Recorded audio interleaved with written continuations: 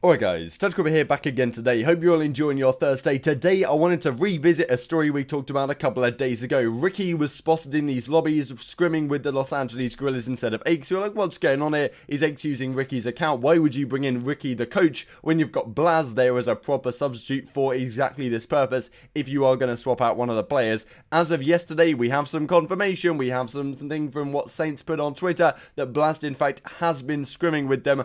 We'll have to see how this develops over the coming days. They're not playing this weekend in the Atlanta event, but they will be playing in a couple of weeks' time. We'll go into that exact timeline in a couple of minutes here, but I'm really intrigued to hear your thoughts on this one. Is this the right time for Aches to depart from the team, if that is indeed what is happening? Like if you guys enjoy, subscribe if you're new as always. I would greatly appreciate it. Let's hop right into it here. So we had a patch yesterday. Of course, we have talked about with these patches that this weekend in Atlanta might be an issue given, you know, some of the LAN issues that we're supposedly having crossplay between. Effectively, you can't run LAN games right now is what a lot of people in the professional community are saying. Massive issue. Reminds me of UMG South Carolina a little bit with some of the issues we had all the way over there. This is how they come up with this fix yesterday.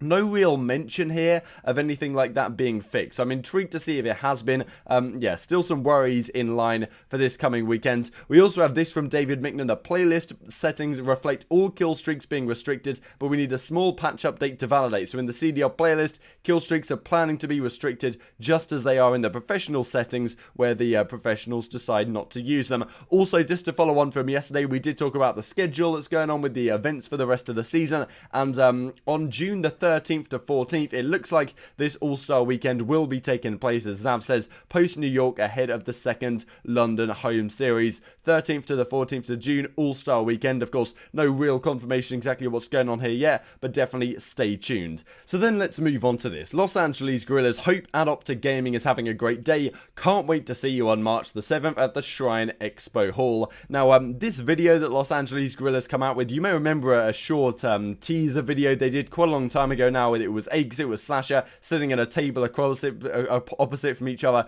just looking at each other in the eye kind of thing.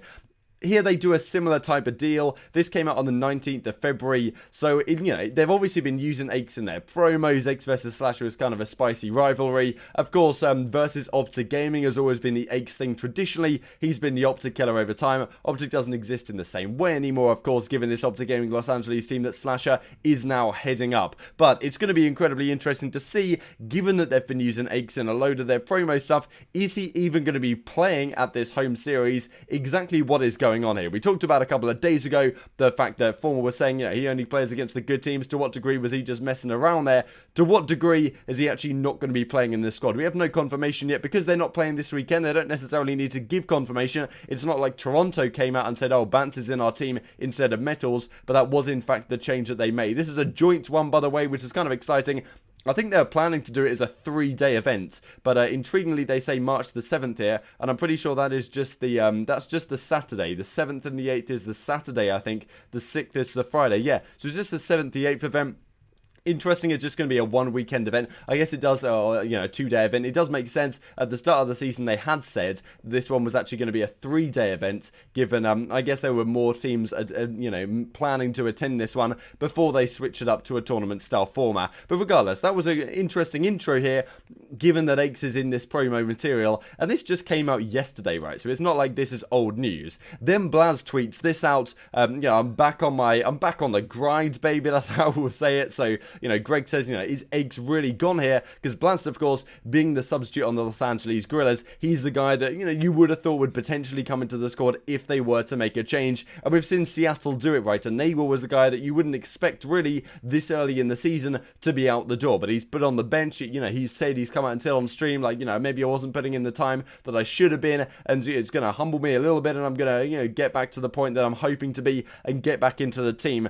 And I guess maybe Los Angeles Guerrillas are looking at that and thinking, well, maybe we should try something similar. Aches obviously statistically hasn't been the guy performing, and maybe nowadays you don't really need as much of an in-game leadership figure. I think a couple of people were pointing that out in the comment sections of, you know, yesterday and the video before that, talking about, well, you know, do we even need an in-game leadership type figure anymore? You look at that Atlanta FaZe team, they don't really have one. At the same time, I kind of think they do, because in my opinion, Simp does a fantastic job of that. From all I've watched of him throughout Call of Duty, he always does a great job in keeping his team, you know, composed under pressure. You know, given the fact he's only like 19, that's incredible for him to be able to do, but arguably you could say he's one of the better in-game leaders that we have if he kind of does take up that role. Doesn't mean he necessarily takes up that role completely. You don't necessarily, as we talked about, need a dedicated one, and if Simp is your IGL, as it were, then you've got a pretty damn good IGL, let's put it that way. It's not quite like other games in that sense. So, you know, there's definitely an argument that says, you know, we don't really need an Aegis-type figure in this game. Yes, if I was in a LAN Grand Finals and I had an opportunity, do I sub in Aegis back in for Blazt? That might be something I'd consider, right? Just given the pedigree, I guess, of these players. But still, that's something to think about in the comment section below. I'd be intrigued to hear your thoughts. Though this is what Saints comes out with yesterday. He comes out with this pretty disgusting clip, to be honest, here on St. Petrograd's hardpoint back in this pool room. Gets a really nice few kills. And at some point in this video, the scoreboard comes up, to my understanding. And on the scoreboard, you can see that it is in fact Blazt playing on this team instead of Aegis in terms of the squad. So you've got Saints, you've got Lacefield, you've got Decimate, Aqua, of course. I don't realise why it took me so long to remember that. But regardless, this is when we have a closer look. We see that Aqua, Saints, Lacefield, Decimate and Blastful are going to be the guys scrimming right now on this team. Very intriguing to see. Aegis seems to be out the door. His statistics were not so good in the first couple of events. There's no denying that. But, you know, the pedigree of Aegis is something that cannot be denied. His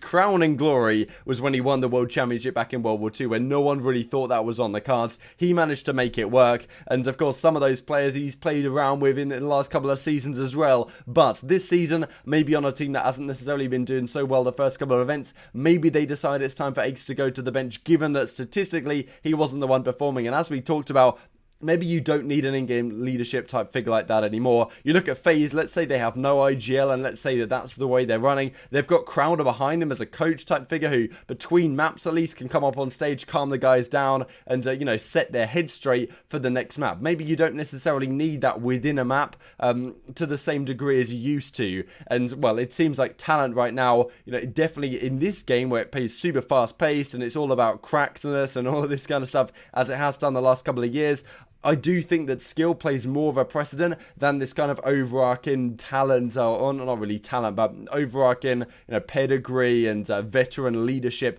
and those type of attributes. Definitely more important, I'd say, in a game like World War II, when the movement and the, I guess, the skill factor wasn't so much in that game.